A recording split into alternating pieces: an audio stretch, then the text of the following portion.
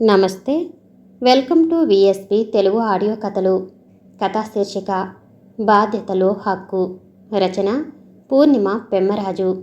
ఇక కథలోకి వెళితే, కూతురన్నా కొడుకన్నా ఒకటే, తేడా ఏం లేదు అనటం మాటల వరకే. మనస్ఫూర్తిగా ఎంతమంది అలా భావిస్తున్నారన్నది గ్యారంటీ లేదు. కృతి గొంతు విని కాఫీ పట్టుకెళుతున్న వసంత గుమ్మం దగ్గరే ఆగిపోయింది. నువ్వైతే అలా అనుకోనక్కర్లేదు. మీ ఇంట్లో నిన్నెలా చూస్తారో మేము చూస్తూనే ఉన్నాంగా. మన చిన్నప్పటి నుంచి మీ తమ్ముడికి నీకు మధ్య ఎప్పుడూ ఏ డిఫరెన్స్ లేదుగా. కృతి ఫ్రెండ్ రేష్మ అంది. మిగిలిన వాళ్ళంతా నవ్వుతూ తలూపారు. నేను అలానే అనుకున్నా. మా ఇంట్లో మా ఇద్దరి మధ్య ఎలాంటి తేడా లేదు అనే అనుకున్నా. కానీ పెళ్ళి అయ్యాక తెలుస్తుంది, ఆడపిల్ల అంటే ఎంతైనా పరాయిదే అన్న ఫీలింగ్ మా పేరెంట్స్కి ఉందని. కొంచెం బాధగా వినిపిస్తున్న కృతి మాటలకి స్థాణువులుగా నిలబడిపోయింది వసంత. ఏంటమ్మా ఎక్కడే ఉండిపోయారు? పనిపిల్ల యాదమ్మ పిలుపుకి తేరుకుంది వసంత. కృతి ఫ్రెండ్స్ వచ్చారు. ఇవి ఇచ్చే వాళ్ళకి, నాకు పనుంది. ట్రే యాదమ్మకి ఇచ్చి వంటింట్లోకి వెళ్ళిపోయింది. షాకింగ్గా ఉంది వసంతకి. తన చెవుల్ని తానే నమ్మలేకపోతుంది. నిజంగా కృతేనా అలా అన్నది? తను సరిగ్గానే విన్నదా? ఏం తేడా కనిపించింది కృతికి? అలాంటి తేడా ఏది కృతికి అనిపించకూడదని పుట్టినప్పటి నుంచి తనని ప్రిన్సెస్ లాగే చూసుకుంటూ వచ్చాం కదా. అయినా ఎందుకిలా అనిపిస్తుంది? వసంతికి గతమంతా గుర్తుకొస్తుంది. అమ్మా, నేను అక్క కూడా బస్సు ఎక్కి కాన్వెంట్కి వెళతాం అన్నయ్యలతో పాటు. స్కూల్ యూనిఫామ్ వేసుకుని షూస్ వేసుకుంటున్న అన్నల్ని చూసి ఆశగా అడిగింది 8 ఏళ్ల వసంత. ఆడపిల్లల్ని కూడా మగపిల్లలతో సమానంగా కాన్వెంట్లకి పంపాలంటే మాటలా తల్లి? వాళ్ళిద్దరికీ ఫీజు కట్టేసరికే మాకు దేవుళ్ళు కనబడుతున్నారు. అక్క చూడు, చక్కగా ఏం మాట్లాడకుండా వెళుతుంది కదా గవర్నమెంట్ బళ్ళోకి. అయినా చదువుకోవటానికి ఏ బడి అయితే ఏమిటి? విసుక్కుంది అమ్మ. అయితే అన్నలిద్దరినీ కూడా మాతో మా బడికే పంపు.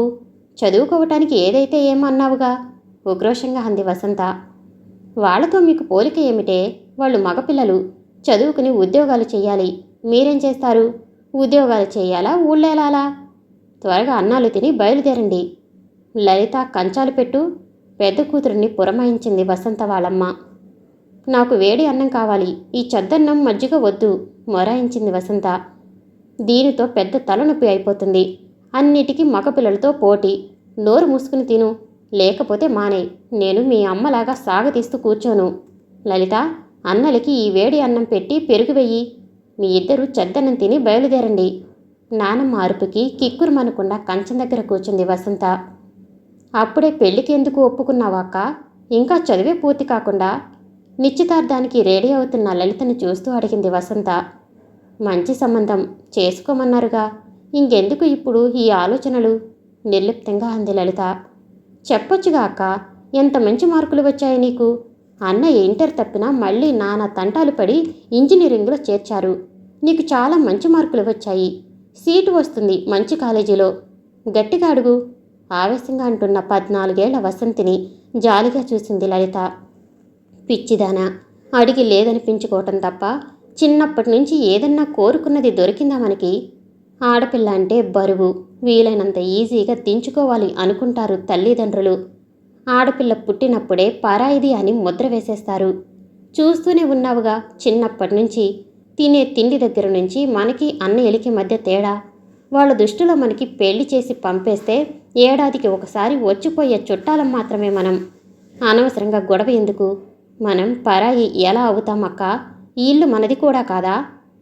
ఎలా అవుతుంది వసంత? అమ్మ వాళ్ళ దృష్టిలో మనం వేరే ఇంటి వాళ్ళం. వాళ్ళని తప్పు పట్టక్కర్లేదు. లోకరీతి ఇది. అమ్మాయి అంటేనే ఆడపిల్ల, కానీ ఇక్కడ పిల్ల కాదు అని నానమ్మ ఎన్నిసార్లు అంది? నువ్వు విన్నావుగా వాళ్ళ ఆలోచన అది. ఎందుకు గొడవ పెట్టుకుని మనం బాధపడి వాళ్ళని బాధ పెట్టడం? నేనలా ఒప్పుకోను, ఉక్రోషంగా అంటున్న వసంతిని చూసి నవ్వొచ్చింది లలితకి. సరే ఒప్పుకోకు. రేపు నీకు పెళ్ళై పిల్లలు పుట్టాక నువ్వన్నట్టే పెంచి చూపించు. సరదాగానే లలిత అన్న ఆ మాటలు ముద్రపడిపోయాయి వసంత మనసులో. నీకేదన్నా గిఫ్ట్ ఇవ్వాలని ఉంది, ఏం ఇవ్వాలో తెలియట్లేదు. అందుకే నిన్నే అడిగేస్తున్నా. నీకేం ఇవ్వమంటావు? 9వ నెల గర్భంతో భారంగా కనిపిస్తున్న వసంతని ప్రేమగా చూస్తూ అడిగాడు రమేష్. నాకేం కావాలండి? అడగకుండానే అన్నీ అమర్చే భర్త, అర్థం చేసుకునే అత్తగారిల్లు, రెండూ దేవుడే ఇచ్చాడు. అయినా సడన్గా గిఫ్ట్ ఇవ్వాలనే కోరిక ఏమిటి? నవ్వుతూ అడిగింది భర్తని వసంత. నువ్వు నాకు ఎంత అమూల్యమైన గిఫ్ట్ ఇవ్వబోతున్నావు? నేనేమిచ్చినా దాని ముందు తక్కువే. అయినా సరే ఏదన్నా ఇవ్వాలి అనిపిస్తుంది. ప్లీజ్, ఏం కావాలో చెప్పవా? గడ్డం పట్టుకుని బతిమాలుకున్నాడు రమేష్. అయితే నాకో మాట కావాలి, ఇస్తారా? చెప్పు, ఏం కావాలో? పుట్టేది ఎవరో తెలియదు కానీ అమ్మాయి పుడితే తనని ఏ రకంగానూ తక్కువగా చూడనని మాటివ్వండి. తనకి అన్నిటిలో అన్ని రకాలుగా సమాన హక్కు ఉండాలి. ఎప్పుడూ తన మీద వివక్ష చూపించకూడదు. అలాని మాట ఇవ్వండి.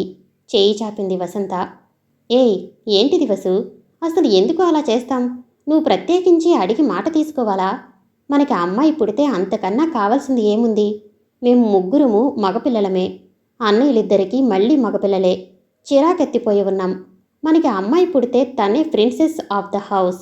తనకే ఫస్ట్ హక్కులన్నీ. ఇందులో మాట తీసుకునేంత ఏముంది? నవ్వొచ్చింది రమేష్కి. మీకు తెలీదు మా ఇంట్లో ఎలా ఉండేదో. నేను అక్క ఎలాంటి సిచ్యుయేషన్స్ ఫేస్ చేశామో. పుట్టింటి విషయాలు బయట పెట్టుకోవటం ఇష్టం లేక నేనెప్పుడూ చెప్పలేదు. మా ఇంట్లో మా హోదా ఎప్పుడు సెకండ్ క్లాస్ సిటిజన్స్. మగపిల్లలకు కాన్వెంట్ చదువులు, హై లెవెల్ కోచింగులు, ఆడపిల్లలకి అత్తెసరు చదువులు. వాళ్ళకి ప్రతి పండగకి బట్టలు. మాకు ఏడాదికి 3 జతలు. నా ఈ డిగ్రీ పూర్తి చేయటానికి ఇంట్లో 3వ ప్రపంచ యుద్ధం చేయాల్సి వచ్చిందంటే నమ్ముతారా మీరు? ఒకవేళ మా అమ్మ నాన్న కాస్త మెత్తబడ్డా మా నాన్నమ్మ అసలు ఊరుకునేది కాదు. ఆడపిల్ల అంటే అక్కర్లేని ఖర్చుగా ఫీల్ అయ్యేది. అంతెందుకు, మొన్న ఈ మధ్యనే మా ఇల్లు అమ్మారు. మా ఇద్దరికీ ఒక్క మాట కూడా చెప్పలేదు. నాకు అక్కకి ఎంత బాధ అనిపించిందో. చెప్పలేదమ్మని అడిగితే మా ఇల్లు మా ఇష్టం, మీకు పెళ్లి చేసి పంపేశాం, మీకేం హక్కు లేదింకా అన్నాడు అన్నయ్య. ఆస్తిలో హక్కు కోసం కాదు అడిగింది. మేము పుట్టి పెరిగిన ఇల్లు, అటాచ్మెంట్ మాకు ఉంటుందిగా. ఒకసారి చూసుకునేవాళ్ళం కదా. పెళ్ళి అయినంత మాత్రాన మీకేం సంబంధం లేదు అన్నట్టు అంటే ఎంత కష్టంగా ఉంటుంది? గాఢంగా శ్వాస తీసుకుంది వసంత. అందుకే అడుగుతున్నా, మన పిల్లలు ఎవరన్నా కానీ అందరినీ ఒకేలా చూడాలి. సమాన హక్కు ఉండాలి. సమానంగా ప్రేమించాలి. ఇదే నాకిచ్చే గిఫ్ట్. ఇస్తారు కదూ? చేయి చాపింది. సమానం కాదు, నేనైతే ఆ అమ్మాయికి ఫస్ట్ ప్రిఫరెన్స్. ఆ అబ్బాయి అయితే సెకండ్ క్లాస్ సిటిజన్. గట్టిగా నవ్వుతున్న రమేష్ని చిరు కోపంగా చూసింది వసంత. సారీ, కోపం తెచ్చుకోకు. సరే, మాట ఇస్తున్నా చూడు. మన ప్రేమ కానీ మన ఆస్తి కానీ మన పిల్లలందరికీ సమానం. వాటి మీద హక్కు సమానం. ఎక్కడ ఎలాంటి తారతమ్యం మనం చూపించం. సరేనా? చేతిలో చేయి వేసి దృఢంగా చెప్పాడు రమేష్. అనుకున్నట్టే అందరి కోరిక తీరుస్తూ పుట్టిన అమ్మాయిని చూసి పొంగిపోయాడు రమేష్. అతని కుటుంబం కూడా 2 తరాల నుంచి ఇంట్లో అమ్మాయి లేకపోవటంతో అందరికీ ముద్దే కృతి అంటే. కృతి పుట్టిన 2 ఏళ్లకి అర్జున్ పుట్టాడు. కాని కృతికి గారాబం ఏమాత్రం తగ్గలేదు. రమేష్ ముందు అన్నట్టుగానే కూతురు తర్వాతే ఎవరన్నా ప్రిన్సెస్ లానే చూసుకున్నాడు. తను ఏం చదువుకుంటానంటే అదే, ఎక్కడ చదువుతాను అంటే అక్కడే చదివించారు. ఎన్ని మంచి సంబంధాలు వచ్చినా కూడా తన చదువు పూర్తి అయ్యి పెళ్లి తను గ్రీన్ సిగ్నల్ ఇచ్చాకే తనకి నచ్చిన అబ్బాయినే ఇచ్చి పెళ్లి చేశారు. తమ తదనంతరం ఆస్తిపాస్తులన్నీ 2 పిల్లలకి సమానంగా రాసి రిజిస్టర్ కూడా చేశాడు రమేష్. ఇప్పటి నుంచే ఎందుకు ఆ వీలునామా అని అందరూ అంటున్నా కూడా పట్టించుకోలేదు. తను నిర్లక్ష్యం చేయబడ్డానని కూతురు కలలో కూడా అనుకోకూడదని ఇంత కష్టపడ్డారు. అయినా కృతికి అలా అనిపిస్తుందంటే ఎక్కడ జరిగింది తప్పు? రమేష్ వింటే అసలు తట్టుకోగలడా? కూతురు అలా ఫీల్ అవుతుందంటే తలనొప్పి వచ్చేసి రూంలోకి వెళ్ళి తలుపేసుకుని పడుకుండిపోయింది వసంత. అమ్మా, ఈ టైంలో పడుకున్నావేమిటి? కృతి పిలుపుకి లేచి కూర్చుంది. ఏం లేదు, తలనొప్పిగా ఉందని పడుకున్నాను. నిద్ర పట్టేసినట్టుంది. ఇందాకటి దాకా బాగానే ఉన్నావుగా, ఇంతలో ఏమైంది? ఏమో తెలీదు, వచ్చింది నొప్పి అంతే. కొంచెం ముక్తసరిగా అంది వసంత. నేను అన్న మాటలు విన్నావు, డిస్టర్బ్ అయ్యావని చెప్పొచ్చుగా. అవును, నేనేం చెప్తున్నానో పూర్తిగా వినాలిగా, మధ్యలోనే వెళ్ళిపోయావేం? నవ్వుతూ అంటున్న కృతిని చూసి కోపం వచ్చింది వసంతికి. నేను వినాలనే మాట్లాడావా ఆ మాటలన్నీ? ఎందుకు? ఎప్పుడైనా నీకేదన్నా తక్కువ చేశామా? ఇందాకటి నుంచి ఎంత ఆలోచించినా నాకు గుర్తు రావట్లేదు. మా తప్పేమిటో. మీ ఇద్దరికీ ఏదన్నా సమానంగా ఇవ్వాలనే మా తపన. అలానే ఇచ్చామని అనుకున్నాం. అయినా నీకు ఏదో తక్కువ అయినట్టు అనిపిస్తుందని తెలిసాక నాకు తట్టుకోవటం కష్టంగానే ఉంది. బాధగా అంది వసంత. నాకు తక్కువ చేశారని నేను అన్నానా అమ్మా? నిజానికి 2లోకి నాకే ఎక్కువ చేశారు మీరు. ఏ డిమాండ్ అయినా చిన్నప్పటి నుంచి ముందు నాదే తీర్చారుగా, ఎలా అంటాను అలా? మరి నువ్వన్నది ఏమిటి? పెళ్ళి అయ్యాక తెలుస్తుంది ఇద్దరం సమానం కాదని, నిన్ను పరాయి పిల్లగా అనుకుంటున్నామని అనేగా? ఎందుకలా అనిపించింది? నీ పెళ్ళి అయిన ఈ 10 ఏళ్లలో ఇప్పటికీ ఏ పండగ అయినా ఫంక్షన్ అయినా ముందు నీకు చెప్పాక తమ్ముడికి ఫోన్ చేసి చెప్తాను. ఈ ఇల్లు, మా మిగిలిన ఆస్తులు అన్నీ మీ ఇద్దరికీ సమానంగా రాసేశాం. ఎక్కడ నీ హక్కుకి భంగం కలుగుతుందో అని నీకన్నా కూడా ఎక్కువగా నేను మీ నాన్న ఆలోచిస్తాం. చెప్పుకుపోతున్న వసంత చెయ్యి పట్టుకు ఆపింది. అవునమ్మా, నాకు అన్నిటిలో సమాన హక్కు ఇచ్చారు. మరి బాధ్యతలో హక్కు ఎందుకు ఇవ్వట్లేదు? సూటిగా అడిగింది కృతి. బాధ్యతలో హక్కు ఏమిటే? నాకు అర్థం కావట్లేదు. అన్ని రకాలుగా కొడుకు కూతురు సమానమని మీరు అనుకున్నప్పుడు మీకేదన్నా అవసరం వస్తే నన్నెందుకు పక్కకి పెడుతున్నారు? ఇది ఎప్పటినుంచో అడగాలనుకుంటున్నా, కానీ మీరు బాధపడతారని అడగలేకపోయా. కానీ నాకు ఇది కరెక్ట్గా అనిపించలేదమ్మా. అందుకే నువ్వక్కడ ఉన్నావని చూశాకే ఇలా అయినా నా మనసులో ఉన్నది తెలియపరుద్దామని అలా మాట్లాడా. కానీ నువ్వు పూర్తిగా వినకుండానే వెళ్ళిపోయావు. ఏమంటున్నావు కృతి? ఏమిటి నీ బాధ? నాకు చెప్పటానికి అడ్డేమిటి చెప్పు? 2 ఏళ్ల క్రితం నాన్నకి హార్ట్ ఆపరేషన్ అయింది. నేను చెప్పాను మనీ సర్దుతానని. మీరేమన్నారు? మా దగ్గర ఉంది, అక్కర్లేదని అన్నారు. కానీ తమ్ముడిని అడిగి తీసుకున్నారు, అవునా? లాస్ట్ ఇయర్ నువ్వు పడిపోయావు. 4 నెలలు రెస్ట్ అంటే నేను ఎంత బతిమాలాను నా దగ్గరికి వచ్చి ఉండమని. కాదు అని తమ్ముడి దగ్గరికి వెళ్ళారు. చంటి పిల్లతో ఉంది నీ కోడలు. ఆ అమ్మాయికి ప్రాబ్లం అవదా? నా పిల్లలంటే పెద్దవాళ్ళయ్యారు.